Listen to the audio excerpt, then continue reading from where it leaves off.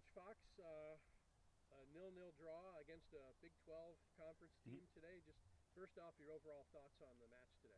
Sure, I think really proud of the group. I felt like we put in a full 90-minute performance today on both sides of the ball. I felt like we defended well, we pressed well, defended our box well. Had some really nice moments in the build, creating some good chances. Obviously, need to probably create a few more if we want to be able to win the game, or bury the ones that we did create. But no, I felt like we were very disciplined, and we showed a lot of desire, a lot of heart.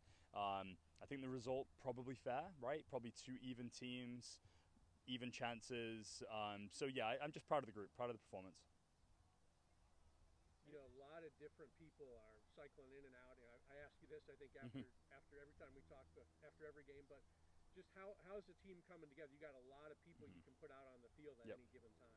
Yeah, I think it's we've got a lot of strength and a lot of depth this season, and I think it's a good problem to have, but it's certainly given us selection headaches because there's a lot of players that didn't play today that probably deserve minutes, probably players that got lesser minutes that deserve more.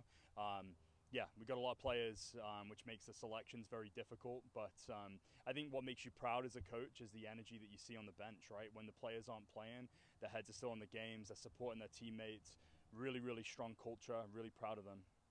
Coach O'Malley made a couple of really good saves, and shutting out a Big 12 team is no easy task, especially like a team like Cincinnati. Can you kind of just talk about how impressed you are with the group, and especially the back of the line able to shut out a good team like Cincinnati? Yeah, I mean, starting with Peyton, I think, that's what we ask of you. That's what we ask of your goalkeepers, right? To come up with those saves. Like, that is a match-winning save, right? Or a match-tying save, how you want to look at it. I think just really happy for her. She had a big save against Illinois, another big save here, and that's what you need from your goalkeeper to keep you in the game and give you a chance. So just happy for her because it's happening more and more. I think she's growing as the season's going on, looks comfortable in the build. And yeah, shout out to the back line in general. I think we played 11 players across the back line, or 9 players, and I think they all showed confidence on the ball in possession, and then that desire and discipline and organization defensively, and defended the box admirably. So really happy with them. And I thought Emma Stransky had a really good game, especially had that early chance in the first half.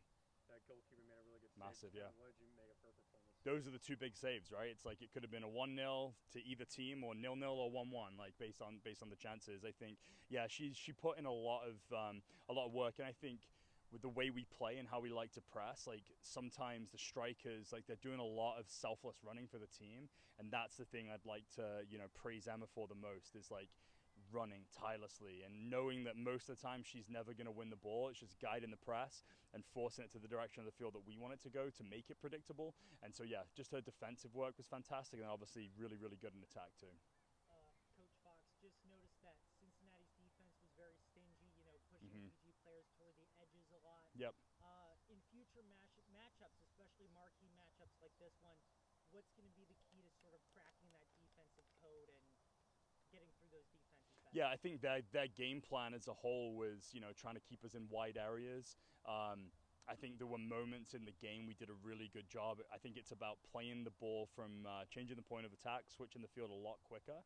I think obviously the grass was pretty long today, and like slowing the game down substantially caused a lot of problems for us. But I think, yeah, being able to play the ball quicker, and then with that, then it's finding options inside. There was some on. I think sometimes they felt uncomfortable because if you do lose those passes, it's transitioning behind. So I'd say, yeah, speed of play on the change of point, and then just finding those gaps and pockets inside to, again, change the point of attack again, because the whole structure was about setting the whole team and keeping you to one side of the field and getting lots of bodies out there. So difficult for any opponent to break through.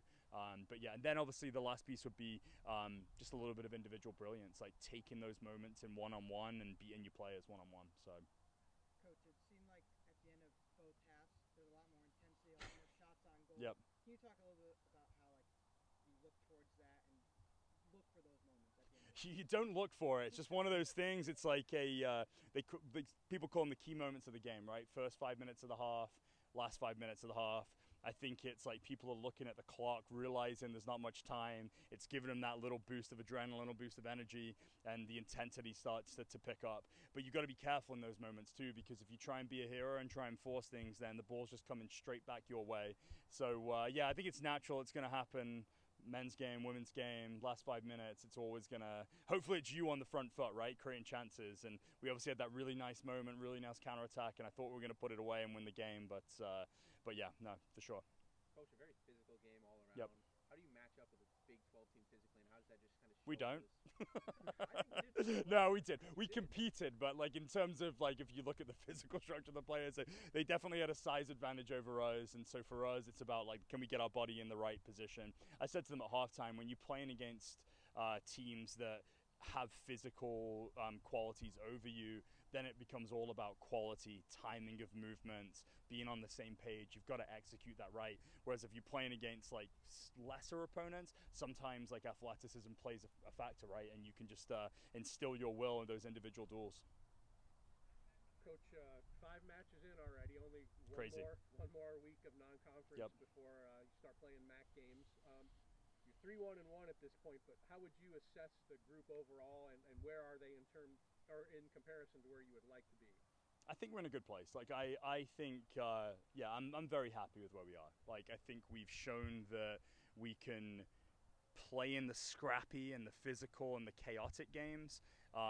We've shown that we can play against lower blocks and we're creating chances. I think that's the thing. We're defending our box and we're creating chances. I think last season, you know, we let in some goals that maybe shouldn't have gone in, and then the final third maybe not quite creating as much, and then maybe not as much control. I think when you have a level of control against, like we had against Illinois, like we had against Cincinnati, I think that should bode well. You know, I think the evidence is showing us that we should be confident, we should be feeling good as we move forward.